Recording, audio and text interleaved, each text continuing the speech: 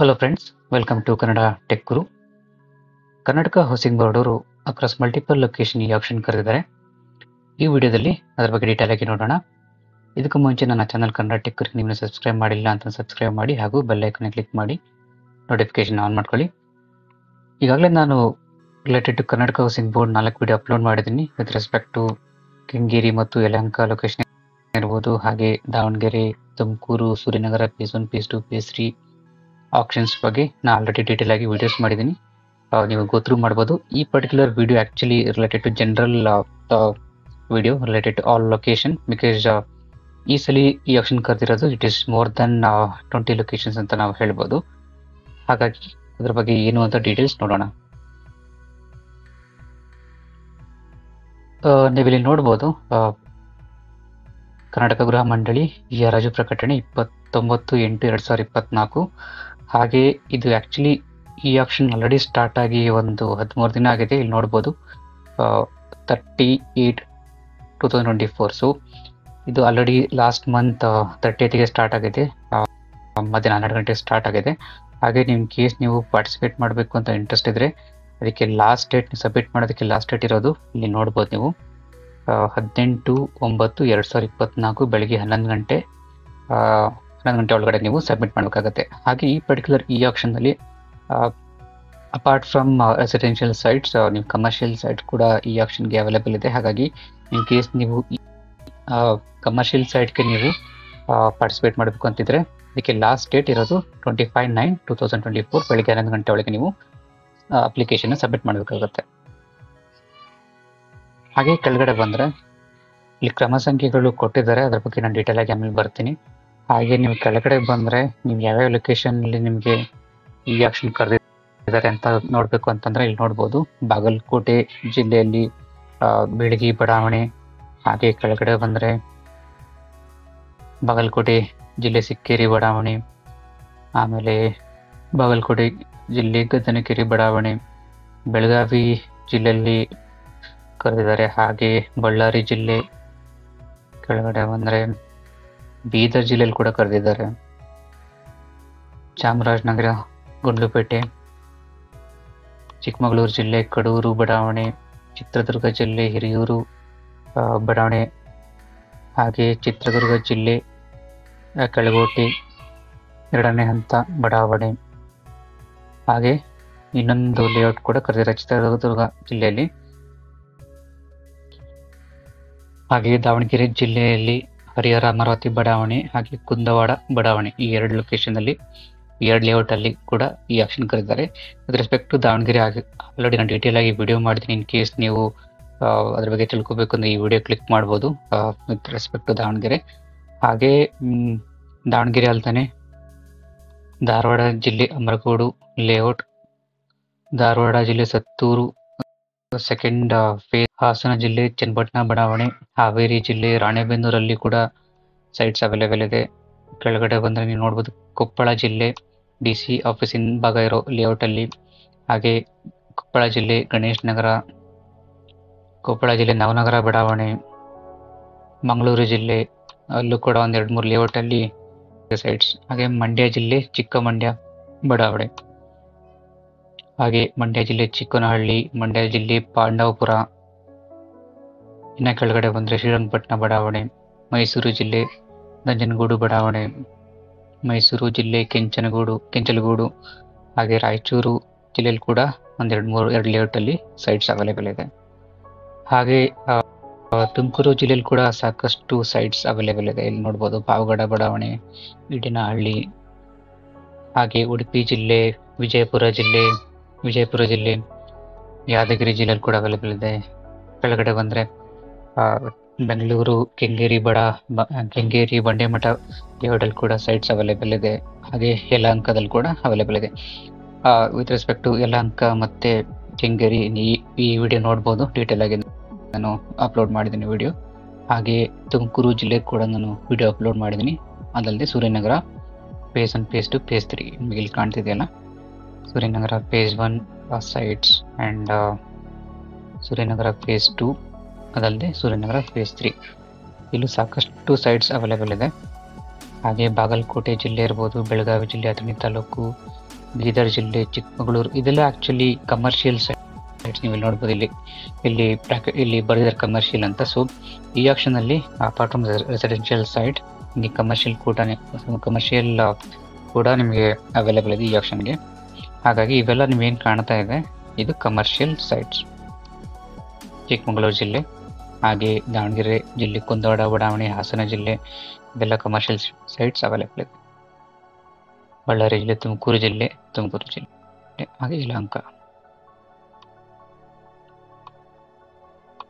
ಸೂರ್ಯನಗರದಲ್ಲಿ ಕೂಡ ನಿಮಗೆ commercial sites available ಇದೆ. ಹಾಗೆ ನೀವು ಇಲ್ಲಿ again I come back to the notification. ಇಲ್ಲಿ ನೀವು ಕ್ರಮ ಸಂಖ್ಯೆ 1 ರಿಂದ 73 ಅಂತ ಇಲ್ಲಿ ಬರೆದಿದ್ದಾರೆ. ಆ್ಯಕ್ಚುಲಿ ಈ ಒಂದು ನಿಮಗೆ ಪಾರ್ಟಿಸಿಪೇಟ್ ಮಾಡೋಕ್ಕೆ ನಿಮಗೆ ಲಾಸ್ಟ್ ಡೇಟ್ ಇರೋದು 18/9/2024. ಕಮರ್ಷಿಯಲ್ ಸೈಟ್ಸ್ ಆದರೆ 25/9/2024. ಬಟ್ ಆ್ಯಕ್ಚುಲ್ ಈ ಆಕ್ಷನ್ ಸ್ಟಾರ್ಟ್ ಆಗೋದು ಇಲ್ಲಿ ಕ್ರಮ ಸಂಖ್ಯೆ ಏನು ಬರೆದಿರೋದಲ್ಲ ಅದ್ರ ಮೇಲೆ ನಿಮಗೆ ಆ್ಯಕ್ಚುಲ್ ಈ ಆಕ್ಷನ್ ಸ್ಟಾರ್ಟ್ ಆಗುತ್ತೆ. ಫಾರ್ ಎಕ್ಸಾಂಪಲ್ 1 ರಿಂದ 73 ಇಲ್ಲಿ ನೀವು ಸೀರಿಯಲ್ ನಂಬರ್ಸ್ ನೋಡ್ಬೋದು ಈ ಆಕ್ಷನ್ನಲ್ಲಿ. ಸೊ ಏನು ಕ್ರಮ ಸಂಖ್ಯೆ ಇದೆಯಲ್ಲ, ಈ ಕ್ರಮ ಸಂಖ್ಯೆಯಲ್ಲಿ ಇರೋದು 1 to 73.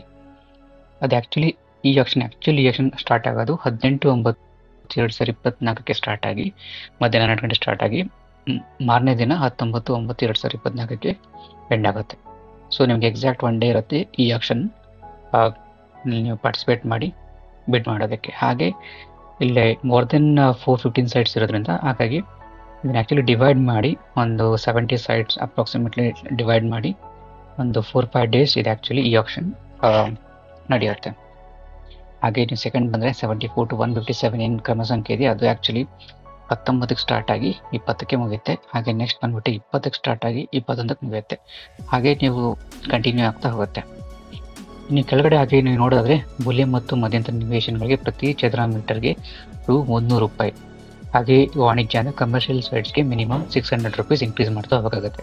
ಫಾರ್ ಎಕ್ಸಾಂಪಲ್ ನೀವು ಬಿಡ್ ಮಾಡ್ತೀನಿ ಅಂತಂದರೆ ಯಾರೊಬ್ಬರು ₹1000 ಬಿಡ್ ಮಾಡಿದ್ರೆ ನೀವು ಆ್ಯಕ್ಚುಲಿ 1300, 1600 ಈ ಥರ ನಿಮ್ಗೆ ಕಂಟಿನ್ಯೂ ಆಗ್ತಾ ಹೋಗುತ್ತೆ ಬಿಡ್ ಮಾಡ್ಬೇಕಾದ್ರೆ. ಹಾಗೆ ಕಮರ್ಷಿಯಲ್ ಸೈಟ್ಸ್ ಇದ್ದರೆ ಇಟ್ ಈಸ್ ಮಲ್ಟಿಪಲ್ ಆಫ್ ₹600. ಇಲ್ಲಿ ನೋಡ್ಬೋದು ನೀವು ಆ್ಯಕ್ಚುಲಿ ₹600 ಅಂತ ಬರೆದಿದ್ದಾರೆ. ಹಾಗೆ ಯಲಹಂಕ ಉಪನಗರ ಆ್ಯಕ್ಚುಲಿ ಇದು ಪ್ರತಿ ಅಂಗಡಿ ಇದೆಯಲ್ಲ ಇದಕ್ಕೆ 10,000 ಅಂತ ಇಲ್ಲಿ ಮೆನ್ಷನ್ ಮಾಡಿದ್ದಾರೆ. ಹಾಗೆ ಸೂರ್ಯನಗರ ಫೇಸ್ 1 ಬಡಾವಣೆಯಲ್ಲಿ ಏನು ಕಮರ್ಷಿಯಲ್ ಸೈಟ್ಸ್ ಇದೆ ಅದು ಆ್ಯಕ್ಚುಲಿ ₹600 ನೋಡ್ಬೋದು. ಹಾಗೆ ನೀವು ಈ ಆಕ್ಷನ್ನಲ್ಲಿ ನೀವು ನೋಡೋದಾದರೆ ಇದು ಆ್ಯಕ್ಚುಲಿ ಕ್ರಮ ಸಂಖ್ಯೆ ಅಂದರೆ serial numbers. Apart from that ಇದು ಸೈಟ್ ನಂಬರ್ಸ್ ಇಲ್ಲಿ ಏನು ನಿಮ್ಗೆ ಕಾಣ್ತಾ ಇದೆಯಲ್ಲ ಇಲ್ಲಿ ಈ ಪರ್ಟಿಕ್ಯುಲರ್ ಇದರಲ್ಲಿ.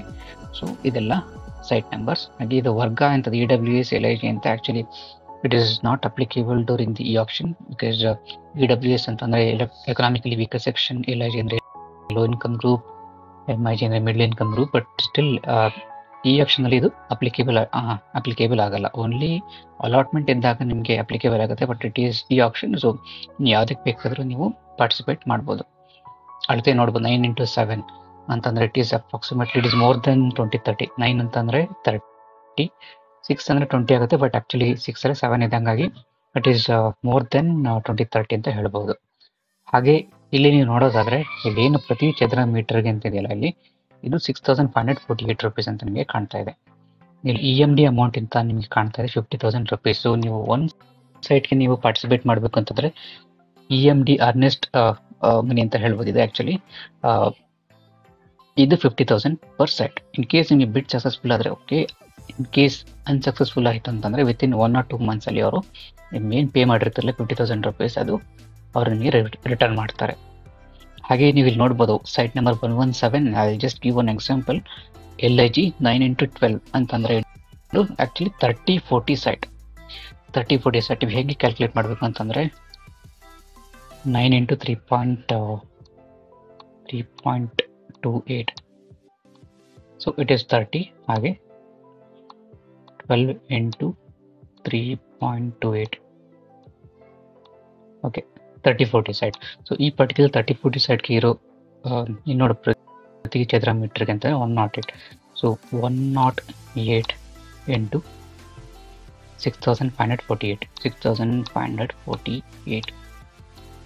ಸೊ ₹7,07,000.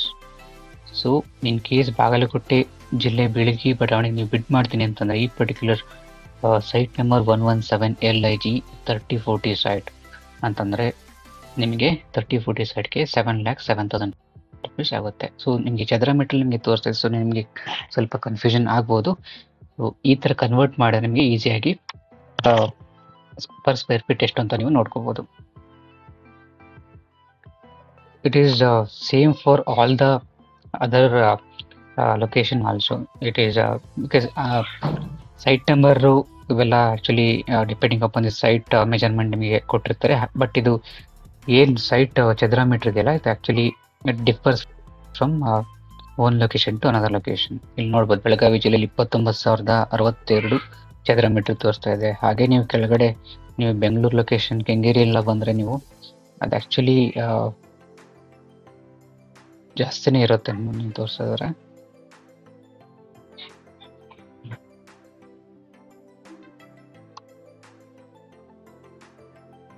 ಇಲ್ಲಿ ನೋಡ್ಬೋದು ನೀವು ಸೂರ್ಯನಗರ 51,667 ರುಪೀಸ್ ಚದರ ಮೀಟರ್ಗೆ ಇರೋದು. It is approximately 4,000 more than 4,500 rupees per square feet ಅಂತ ಹೇಳ್ಬೋದು. ಹಾಗೆ ನೀವು ಕೆಳಗಡೆ ಬಂದರೆ ಸೂರ್ಯನಗರ ಫೇಸ್ 2 33,368 ಅಂದರೆ it is near to 3,000 per square feet.